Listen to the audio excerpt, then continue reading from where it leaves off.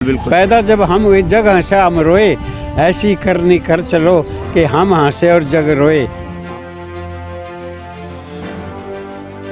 19 फिल्में हैं और हिंदी फिल्म भी है। यश चोपड़ा की फिल्म मेरे डैड की मारुति बॉम्बे, और चंद्रावल तो बड़ी पॉपुलर फिल्म रही जिसमें मैंने कॉमेडी का रोल किया, रोंडा फोंडा के। हरियाणवी संस्कृति को जिंदा रखने में मेरा तमाम जीवन मैंने व्यतीत कर दिया।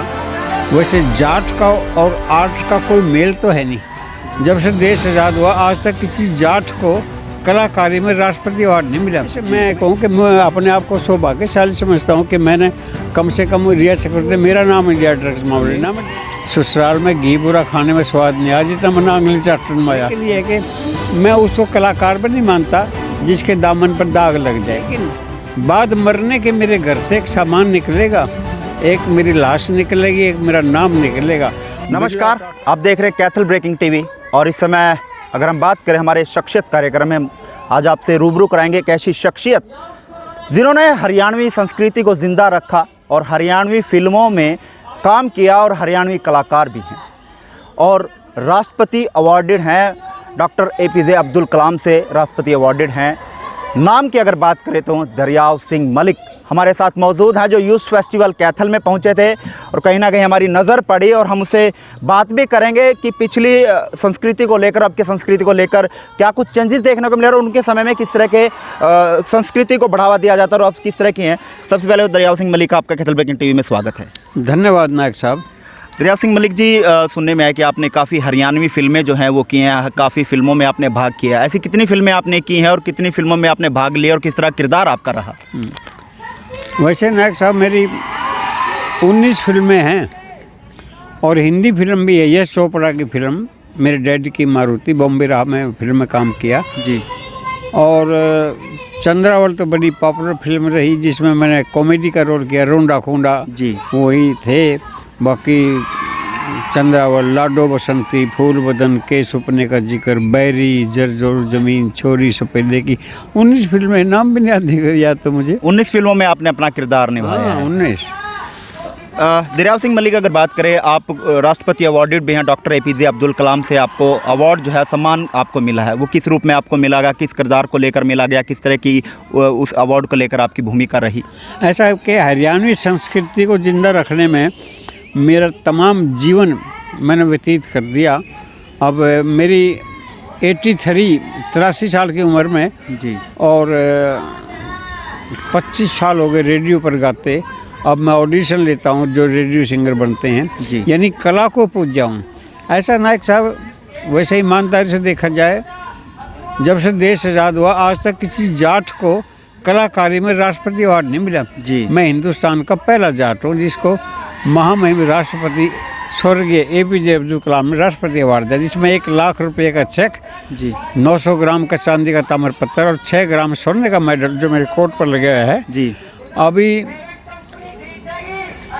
वैसे जाट का और आर्ट का कोई मेल तो है नहीं जी। मैंने साबित किया कि जाट में भी आर्ट होता है।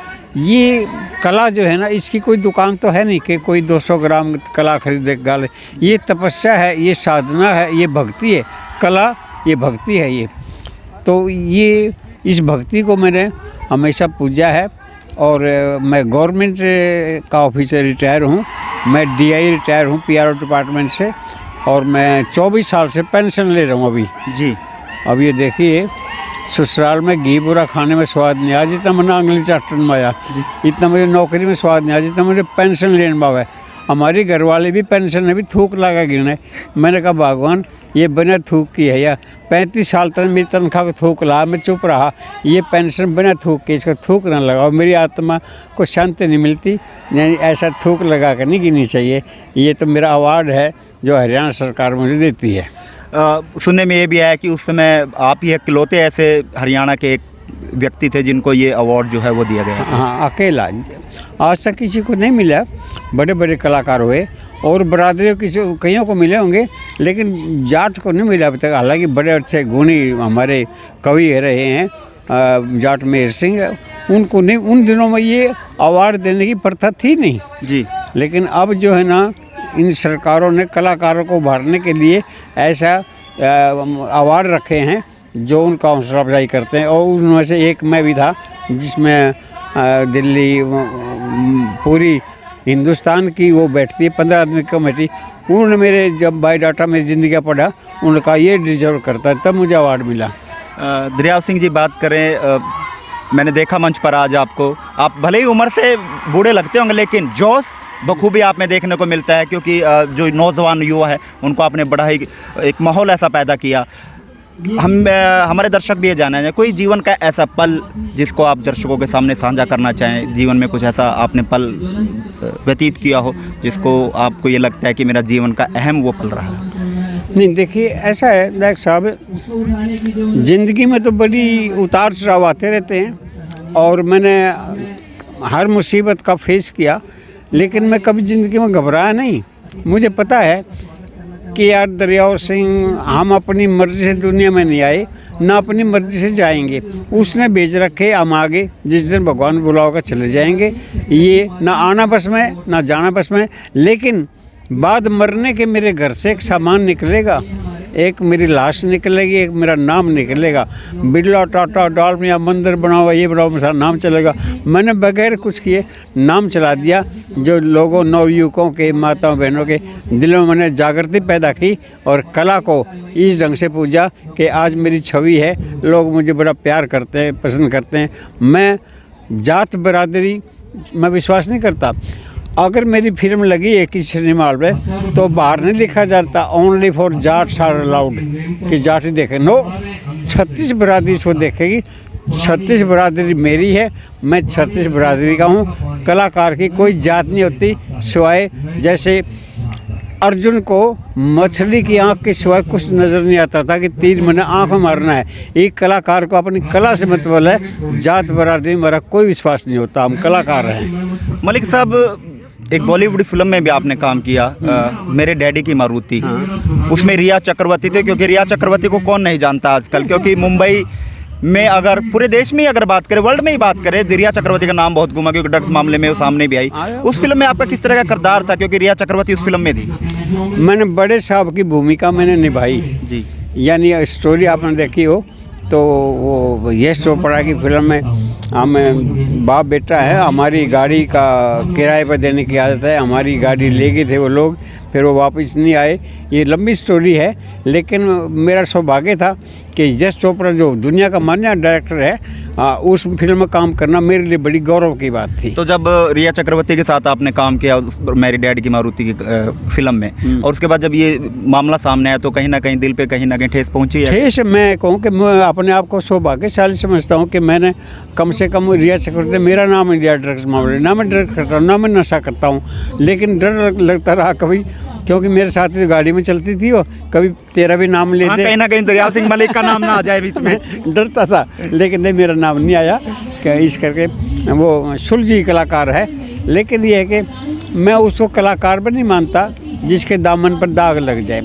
ये हम सरस्वती माँ के पुजारी हैं। जैसे एक जो पतिव्रता नारी होती है ना, उसको अपना दामन बचा कर रखना पड़ता है जी, कि कभी तेरे दामन पर दाग न लग जाए। ये कलाकार की छवि है कि तेरी कला में कोई दाग न लग जाए, इस करके हम अपने आप को बचा कर रखते हैं। हम लड़कियों में रहते हैं, उनमें रहते हैं, लेकिन जिस कलाकार का कैरेक्टर मजबूत होगा ना, और वो कैरेक्टरलेस नहीं होगा, हम उसे फिल्म में लेते हैं, क्योंकि फिर फिल्म बदनाम होती है। इसलिए हमने कला को पूजा और हर माँ बहन बेटियों का सम्मान किया, क्योंकि मुझे विश्वास है कि मर्द का जन्म गाय भैंस बकरी से नहीं है, इसकी जननी औरत है, और औरत के गर्भ से जन्म ले करके और औरत का निरादर करे, मैं उसको मर्द भी नहीं मानता। यानी ये देखिए, मैं तो एक बात जानता हूँ कि पैदा जब हम हुए जग हंसा और हम रोए, पैदा बच्चा होता ही रोता है। बिल्कुल, बिल्कुल। पैदा जब हम हुए जग हंसा हम रोए, ऐसी करनी कर चलो कि हम हंसे और जग रोए। हमारा ये विश्वास है कि हमारे मरने के बाद मेरे घर से एक सामान निकलेगा, एक मेरी लाश निकलेगी, एक मेरा नाम निकलेगा। नाम के लिए लोग मरते हैं और हमने पवित्र नाम को कमाया, उस पर दाग नहीं लगने दिया। मलिक साहब, अगर बात करें पिछले जिस समय आप इस कला में थे, उस समय की संस्कृति को लेकर और आज के कल्चर को लेकर क्या मानते हैं, दोनों में किस तरह का अंतर है आज के कल्चर और पिछले कल्चर को लेकर? देखिए नायक साहब, ऐसा है, पहली बात तो ये है कि ये कला जो हम करते हैं, इसको जो गांव में लोग जो है ना, जो बुद्धिहीन है, वो बड़ा व्यंग कसते हैं। मेरे बड़े व्यंग मेरे ऊपर भी कसे कि यार जाट का बाड़ा का अच्छे घर से है यार, क्या रागनी गंदा फिर है, क्या यार ये नाटक करता, मुँह पर मुँह चला कर ड्रामे करता फिर है। मैंने कभी पीछे मुड़ कर नहीं देखा। मैंने पता मेरे पैसे में कोई मिलावट नहीं जी। लोग शहरों में घी में गरीस मिला दें, काली मिर्च पपीते के बीज मिला दें, हल्दी में गेरू मिला दें, और तो क्या गर्म मसालों में घोड़े की लीद सुखा कर वह मिला दें। शायद वो भगवान से नहीं डरते, लेकिन कला में ये बताइए हम कौन से मिलावट कर सकते हैं? हमारी पहचान है, इसलिए पहचान है कि हम सरस्वती माँ के पुजारी हैं और पब्लिक के लिए सेवा करना ये हमारा अच्छे मार्गदर्शन पब्लिक का करना, ये अच्छे कलाकार की पहचान होती है। कुरीतियों से हमें डर लगता है। अब जिस तरह से आप देख रहे हैं कि कल्चर को लेकर बात करें, पहनावे को लेकर बात करें, आपके दौर में महिलाएं जो है वो मुँह भी दिखाना बड़ा वो होता था, और अब देखा जाता है कि हाफ निक्कर में यार ऐसे में लोग निकलते हैं। उस कल्चर को और आपके कल्चर में बहुत बड़ा फ़र्क है। देखिए हमारे वक्तों में हमारी दादी, पड़दादी, सगड़ दादी, धगड़ दादी घाघरी पहनती थी। जो पहली बात ये, घाघरी आज का दर्जी कोई सीमने वाला नहीं रहा, अब लुप्त सी हो गई हैं, वो लुप्त हो गए हैं। और ये पहली बात तो पहनने के बाद धोई नहीं जाती थी, और अगर कोई घाघरी पहन के चली भी गई, बरसात आ जाए तो उसने पानी के दर्शन कर लिए। वरना ये एक बार धोने के बाद गांव के बिचौड़े पे डाल करके सुखाई जाती थी। आज तक कोई ऐसा प्रेस वाला पैदा नहीं हुआ जो धोने के बाद घाघरी के ऊपर प्रेस कर दे।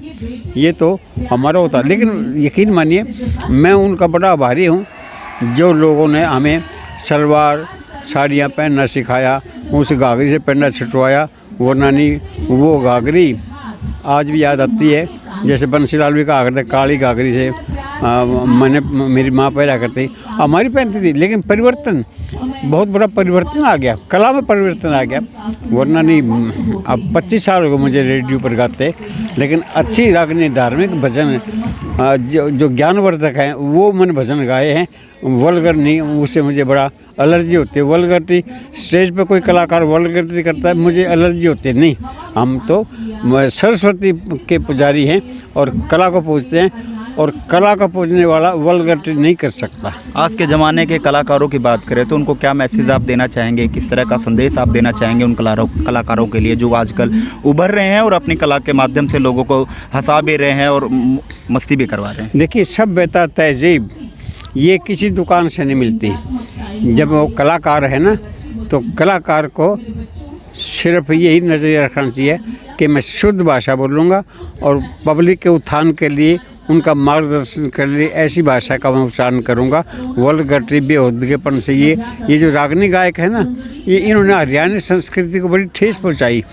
जितनी भी हमारी फोक धुनें थी, जो हमारे दादा लक्ष्मी चंद, मांगे राम, रामकृष्ण व्यास, ये गा करके चले गए, वो फोक धुनें थी। अब जो ना रागनियों को फिल्मी धुनों के ऊपर उन पर डाल दिया, जिनका कोई औचित्य नहीं। वो कुछ हमारे गांव कोई आएगा, आज तक नहीं आया। फिरकी वाली तू कल फेराना, ना कल आएगा ना फिरकी वाली आएगी, ये गीत लुप्त हो जाते हैं। लेकिन ये एवरग्रीन सॉन्ग जो है ना, वो हमारे वो हैं जो फोक धुनें हैं, उनको गाना चाहिए, फोक में गाना चाहिए। इससे हरियाणवी संस्कृति का बढ़ावा मिलता है और हरियाणवी संस्कृति का बचाव करते हैं कलाकार जो इसके साथ टच रहते हैं। दरियाव सिंह मलिक जी, हमारे दर्शक आपको देख रहे हैं, हम चाहते हैं कि हमारे दर्शक भी आपकी आवाज़ को सुनना चाहते हैं। कुछ ऐसी धुन आप गाना चाहें जो आपकी फेवरेट हो और लोग भी सुनने के लिए बेचैन। बगैर, पहली बात तो गाना गा तो इसको लय सुर ताल में गा, वरना गाना म्यूज़िक के बगैर, ये साथ जो है ना, ये मीटर है गायकी के, उनके बगैर तो गाना लगता नहीं। लेकिन क्यों रोवे से जननी सबने, एक बार मरना सरी, जिस राजा अन्यायी हो उड़े जी के करना सरी। हम गाते हैं लेकिन वो ये है बगैर म्यूजिक के हम भी नहीं गा बिल्कुल सकते। बिना साज के बिना गाज के गाया नहीं गाना नहीं चाहिए। गाना यहीं से शुरू होता है कि गा तो इसको लय सुर ताल में गा, वरना गाय के साथ जो ना अन्याय ना करे, गा तो सीधे गा। इसके कई लोग गाँव हैं लेकिन वो बगैर गुरु के चले हैं, उनको कभी किसी के पास ट्रेनिंग ली ना, वो सारे गामा पा दानिशा को ना वो जानते, लेकिन गा देते हैं।